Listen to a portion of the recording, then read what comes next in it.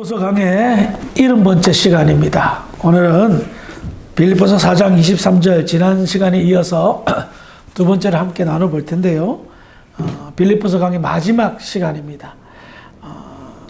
우리는 지난 시간에 바울의 마지막 인사말을 나누면서 주 예수 그리스도가 주는 의미에 대해서 함께 나누었습니다.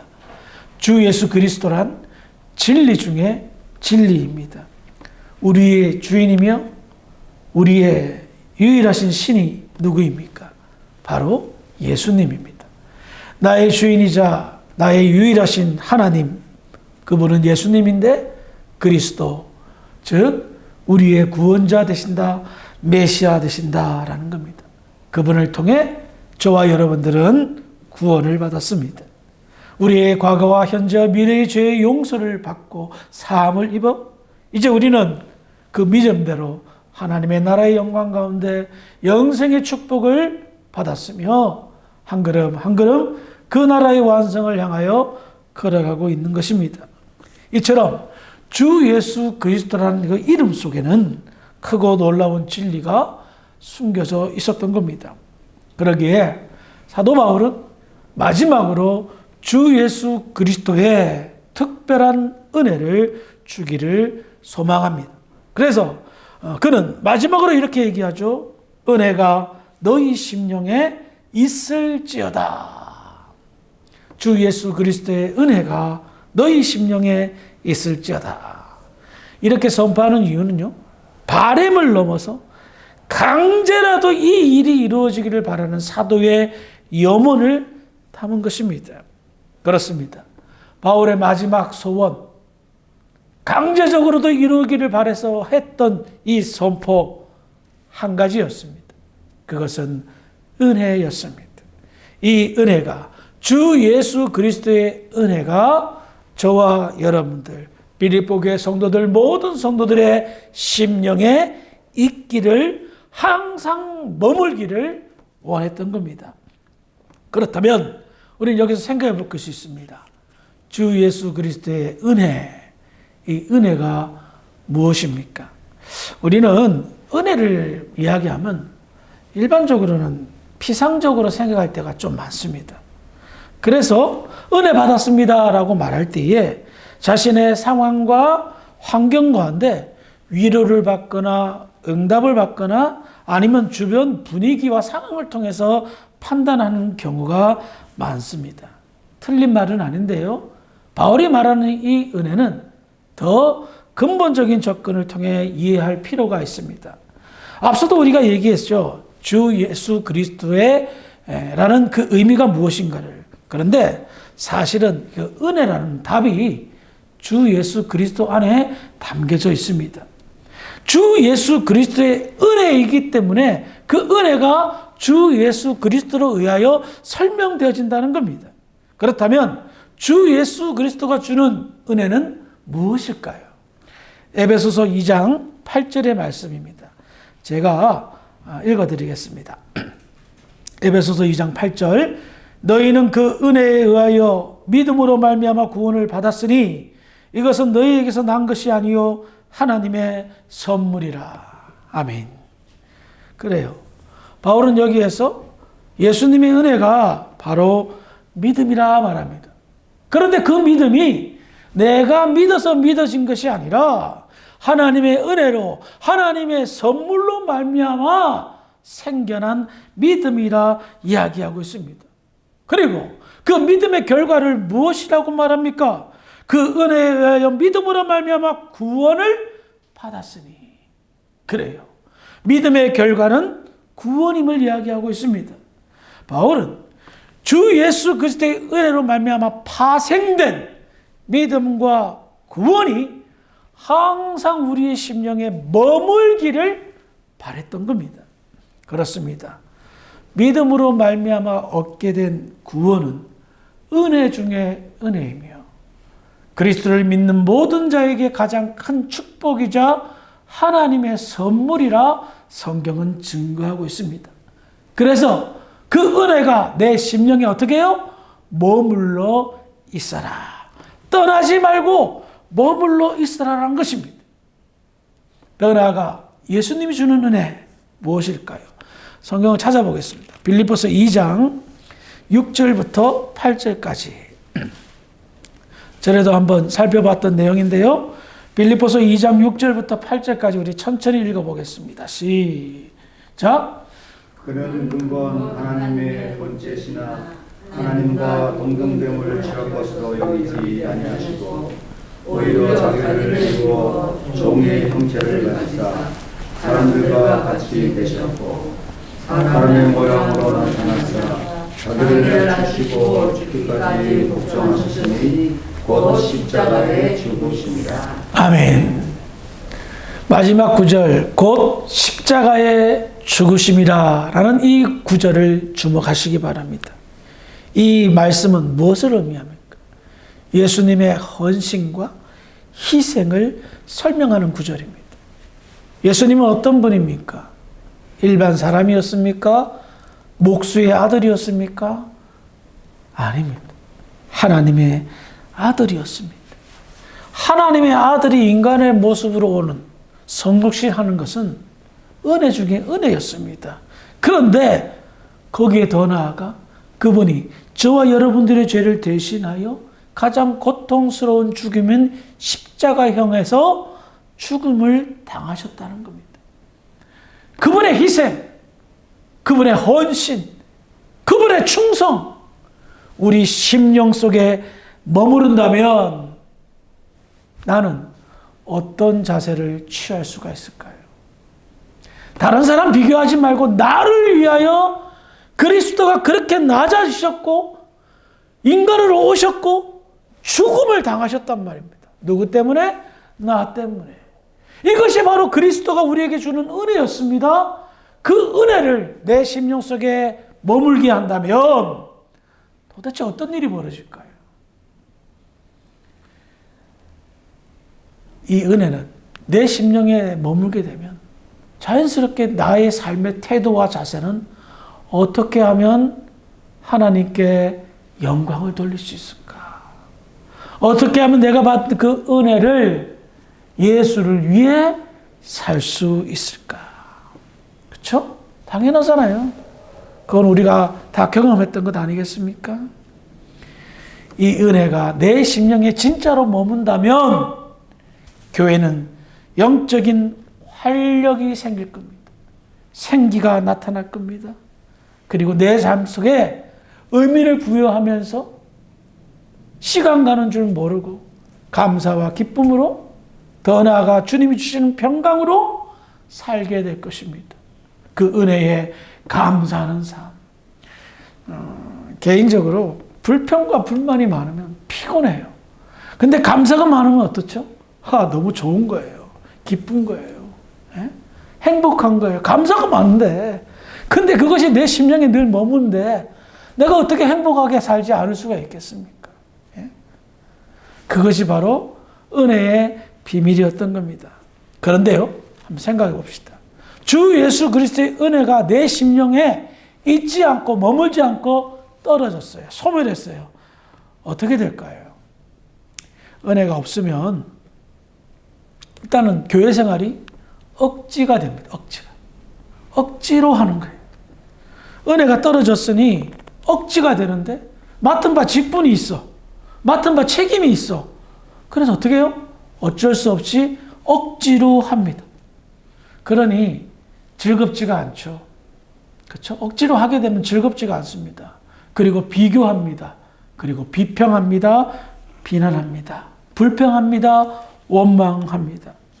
은혜가 떨어졌으니 은혜의 마음으로 은혜의 시선으로 판단하거나 사람들을 보지 않습니다. 그러니 어떤 생각이 들까요? 미움이 생깁니다. 나는 어쩔 수 없이 하는 거야. 그런데 남이 따라주지 않아. 은혜가 떨어졌으니 어떻게 해요? 은혜가 있을 때는 하나도 힘이 안 들었고 내가 이렇게 주의 일을 할 수 있다는 것 자체가 기쁨이요 감사요 영광이었는데 은혜가 떨어졌으니 힘이 드는 거예요. 비교하는 거예요. 왜 저 사람은 아무것도 안 하고 열중셔대? 왜 나만 매일 교회 와서 매주 교회에서 봉사하고 수고해야 돼?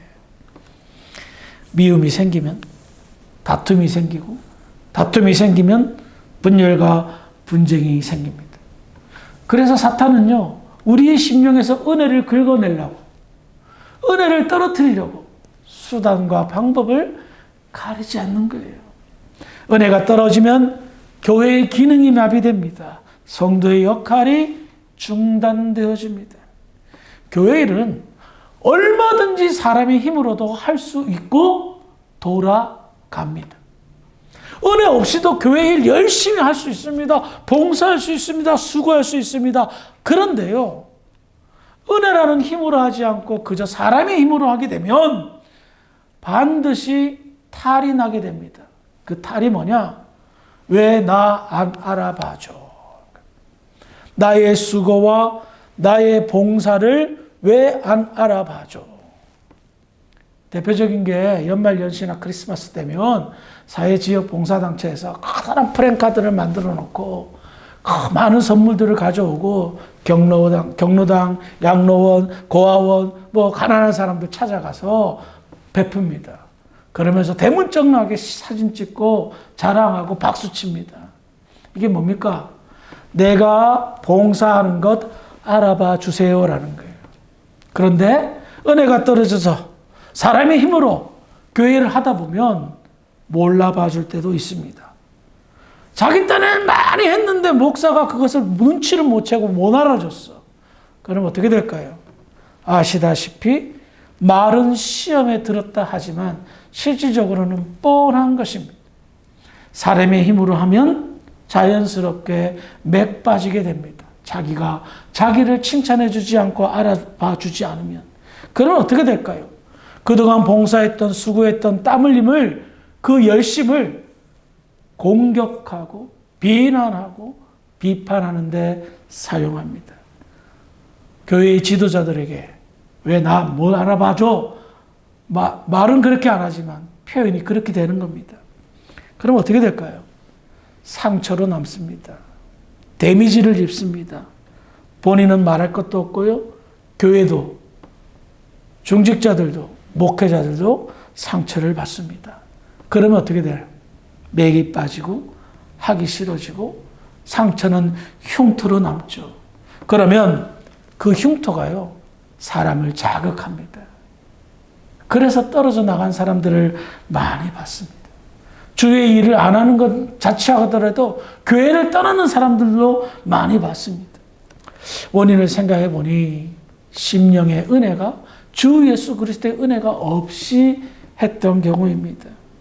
그래서요, 지혜로운 사람은요, 자기가 은혜가 떨어질 쯤해서 재충전하는 방법을 합니다. 영적인 방법을 합니다. 더 나아가 과거에 받았던 그 은혜를 자기가 소중히 간직하고 다룰 줄 압니다. 저도 그 구원의 영광과 감사에 아주 큰 어떤 경험을 하였습니다. 그것이 여전히 저의 이 목회자로서의 활동에 동력이 됩니다. 저라고 힘 안 빠질 때 있겠어요? 저라고 은혜가 떨어지지 않을 때가 있겠어요? 늘 다반사입니다. 떨어질 때도 있고 올라갈 때도 있고. 그래도 중심을 잡는 이유는 뭡니까? 완전히 떨어지지 않고 심령 속에 머물게 하는 그런 은혜가 있었기 때문입니다. 어떻게 죽을 수밖에 없는 나에게 허락하신 구원의 비밀과 믿음, 그리스도의 은혜를, 십자가의 사랑을 잊어버릴 수가 있겠습니까? 다른 건 다 잊어버릴 수 있어도 그 사랑은 잊어버릴 수가 없기 때문에 붙들고 있는 겁니다. 그것이 우리의 성도로서의 삶을 유지하고 돌아가게 하는 영적인 발전기 역할을 한다는 겁니다. 그럼에도 불구하고 기억하십시오. 은혜가 더 떨어질 수 있으니 떨어지기 전에 항상 깨어 그것을 충전시켜야 된다는 겁니다. 여러분 스스로가 오랜 신앙생활을 하시면서 충전하는 방법은 스스로 알 겁니다.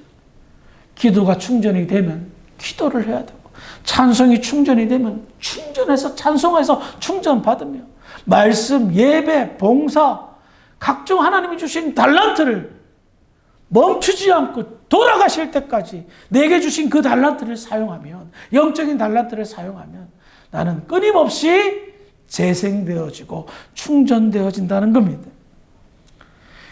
돈이 떨어지면 걱정이 이만저만이 아닐 때가 많습니다.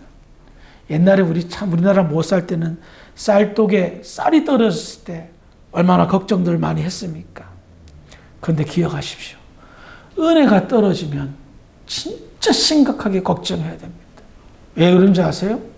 특히 오래 신앙생활을 했음에도 불구하고 은혜가 떨어졌다. 근데 그것을 자기가 이제 알고 있다. 그러면 심각하게 고민하시면서 회복하려고 노력해야 되는데 그냥 내버려 두면 이게 어떤 존재가 되느냐? 폐기물 같은 존재가 됩니다. 왜? 오랜 신앙생활을 하고 교회의 중직자가 되고 또 과거에 많이 봉사했던 사람이 은혜가 떨어지면 현재는 뭐야? 아무것도 아닌 게 돼요. 그런데 겉은 어떻게 됐죠? 명칭이 있잖아요. 목사님, 장로님, 권사님. 몇십 년, 수십 년. 다른 사람이 본다는 거예요. 보면서 배운다는 거예요. 그것이 바로 악한 영향력이라는 거예요. 선한 영향력을 끼치는 것이 아니라 악한 영향력을 나도 몰라.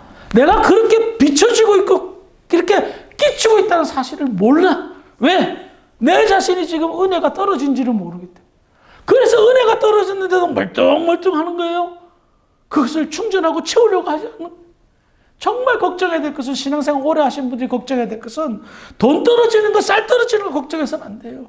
은혜가 떨어지는 것을 걱정해야 되는 거예요. 그래서 우리는 경각심을 가져야 된다는 거예요. 그냥 이렇게 신앙생활 하면 됐지, 그냥 이것도 괜찮은데. 그런데 내 안에 따스한, 그 열정으로 인한 따스함이 사라졌어. 냉기만 흘러. 그러니 교회 일 하는 게 얼마나 힘들겠어요. 그만하고 싶죠. 놓고 싶죠. 누구도 알아봐 주지도 않는데 은혜가 떨어지는 거예요. 그때에 우리는 다시 옛날을 돌이켜보는 거예요. 회상해보는 거예요. 내가 과거에 어떻게 살았었지? 지금 내가 예수를 안 믿었다면 나 어떻게 살았을까? 그때 하나님이 나를 붙잡아 주지 않았다면 나는 진짜 아마 지금 살아있지도 않았을 거야. 그런 생각들을 한번 해보시면서 은혜를 충전해 보시기 바랍니다. 더 나아가 지난 시간부터 몇 달에 걸쳐서 제가 누누이 강조했던 은혜가 떨어졌을 때에 은혜를 충전하는 방법은 그리스도 예수 안에 머무는 겁니다. 어떻게 해야 그리스도 예수 안에 머물까? 여러분들이 스스로 그 방법을 찾으셔야 됩니다. 그리스도 예수 안에 있게 될 때에 은혜는 절대 떨어지지 않습니다. 오히려 채워지고 충전되어지고 많은 사람들에게 귀감이 되고 모범이 되어 정말 존경받는 그리스도인이 된다는 겁니다. 아르헨티나에서 오랜 기간 이민 생활하면서 참 아쉬운 것이 한 가지 있다면 존경받는 그리스도인들이 몇이나 나왔나라는 거예요. 큰 교회를 만들고 많은 성도들이 모이는 교회는 보았습니다. 그런데 모든 사람들이, 대부분의 사람들이, 심지어 불신자들까지도 저분은 참된 그리스도인이라 하며 칭찬하고 존중하고 존경하는 그런 그리스도인들이 아르헨티나 이민 역사 50년 가운데 몇 분이나 나왔나. 이것이 우리에게 도전이 되었으면 좋겠습니다. 주 예수 그리스도의 은혜가 우리의 심령 속에 항상 머무는다면 나도 모르는 사이에 세월이 흐르는 뒤에 나는 예수를 닮아갈 것입니다. 주 예수 그리스도의 은혜가 내 심령에 있기 때문에 그리스도의 십자가의 사랑을 그리고 예수를 믿는 구원의 기쁨과 그 믿음이 내 안에 있기 때문에 나는 나도 모르게 예수를 닮아가는 거예요. 그러려고 신앙 생활하는 겁니다. 그것이 복음의 능력이 되고요. 그것이 부흥의 열쇠가 되며 그것으로 인하여 많은 사람들에게 선한 영향력을 끼친다는 거예요. 수천 명, 수만 명 모이면 뭐합니까? 전혀 그리스도 예수의 은혜가 머물지 않는데 그러나 소수의 수가 모여도 그 심령 속에 주 예수 그리스도의 은혜가 머문다면 그 교회는 되는 교회이며 모범된 교회이며 하나님이 함께하고 싶어서 하는 그런 교회가 될 줄 믿으시기 바랍니다. 빌립보서를 70번 강연을 통해서 마무리를 짓습니다. 바울의 마지막 선포, 명령 무엇입니까? 주 예수 그리스도의 은혜가 너희 심령에 있을지어다. 이 선포가 항상 저와 여러분들의 심령 속에 있어 은혜가 머무러 은혜의 능력을 발휘하는 데 쓰임받는 복된 저와 여러분들 주사랑교회 모든 성도들이 되기를 주의 이름으로 축원합니다. 기도하시겠습니다. 하나님, 은혜를 감사합니다. 지난 1년 6개월 동안 빌립보서를 강의하면서 하나님의 그 귀한 뜻들을 우리가 함께 살펴보았습니다. 마지막 마무리를 하면서 주 예수 그리스도의 은혜가 우리의 심령에 있을지어다 라는 바울의 마지막 선포를 함께 나누었습니다. 그렇습니다.